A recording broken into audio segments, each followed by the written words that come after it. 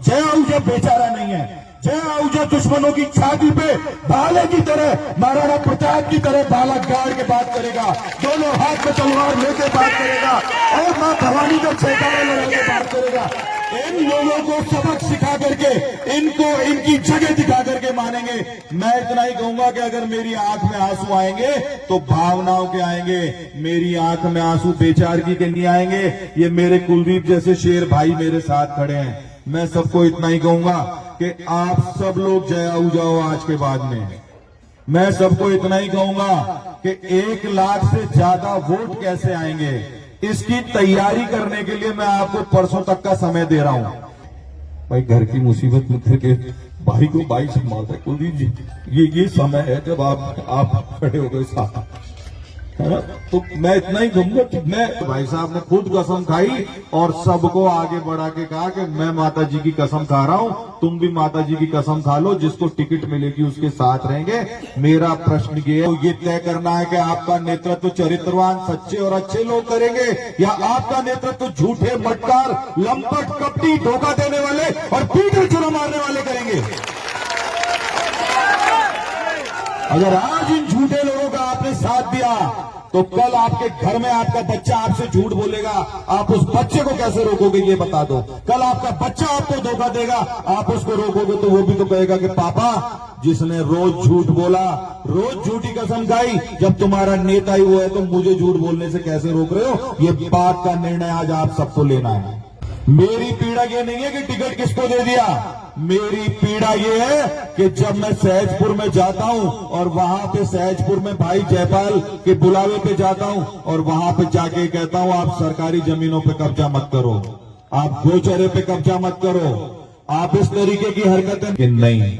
2 घंटे बाद ये अगला पहुंच के कहता है कि बाहर से आगे लोग भाईचारा खराब करते हैं। अरे क्या हम अमेरिका से आए भाई?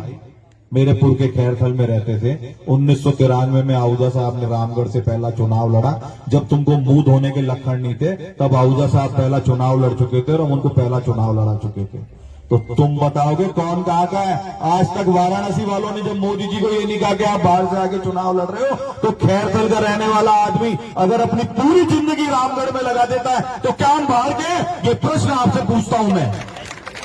हमारे एससी के लोग हैं, एक हमारे राय सिख समाज के लोग हैं और एक हमारे ओड राजपूत समाज के लोग हैं। मैं जहां भी गया मैंने हमेशा गांव में लोगों को कहा कि इन समाजों की स्थिति सुधारने के लिए हमको जी जान से परिश्रम करना पड़ेगा। भाई चैन सुख यही होगा। उसके घर का रास्ता बंद कर दिया था कोयडा करमाली में, हालात वो बना दिए कि नसरू प्रधान को जाके गेट उतरवाने पड़े, रास्ता खुलवाना पड़ा और सारी दुनिया को व्हाट्सएप पे फोटो भेजे कि भैया कल बुलडोजर मत भेजना, हमने गेट उखड़वा दिया है। अपने इलाके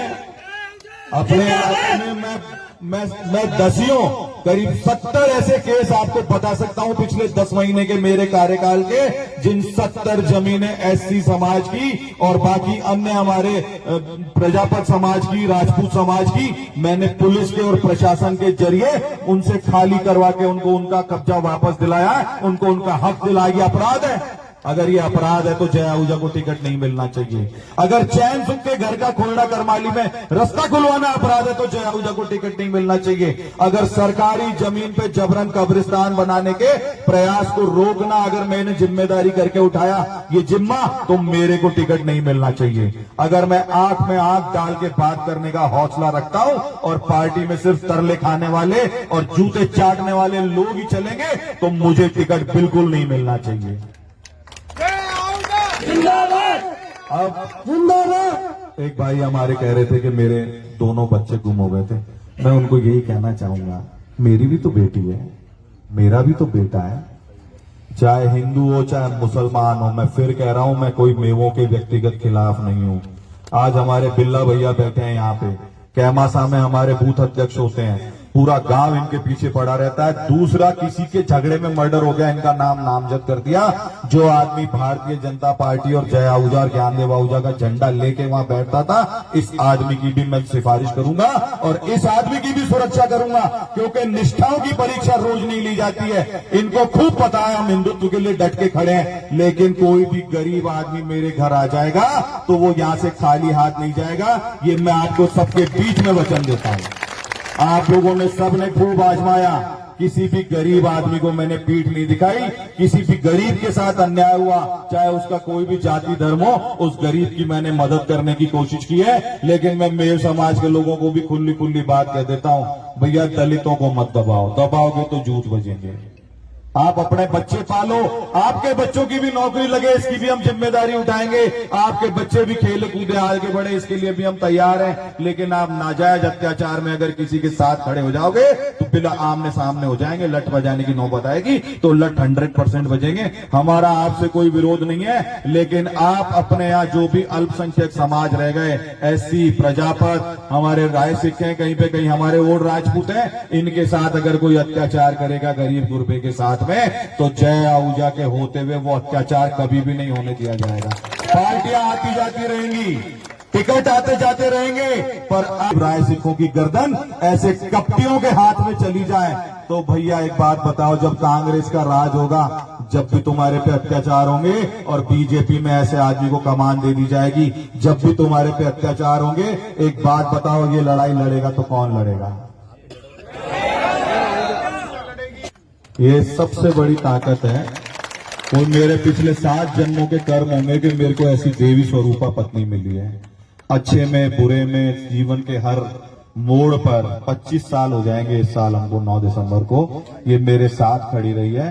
तो मेरे साथ तो साक्षात देवी माँ की ताकत चल रही है। हमारी बहनें बैठी हैं यहाँ पे, हमारी माताएं बैठी हैं। ये रजनी दीदी तो सुबह सुबह ही आ गई थी रसगढ़ से कि भैया आप चिंता मत करो, जिसके साथ मातृशक्ति हो, जिसके साथ युवा शक्ति हो, जिसके सिर पे बड़े बुजुर्गों का आशीर्वाद हो, आप ये मान के चलो कि मेरी पीठ में जितने खंजर मारे गए थे 2023 के चुनाव में, रक्त बहता रहा और मैं हंसता रहा, खून रिश्ता रहा और मैं आपके सामने इनकी आंख में आंख डाल के खड़ा रहा।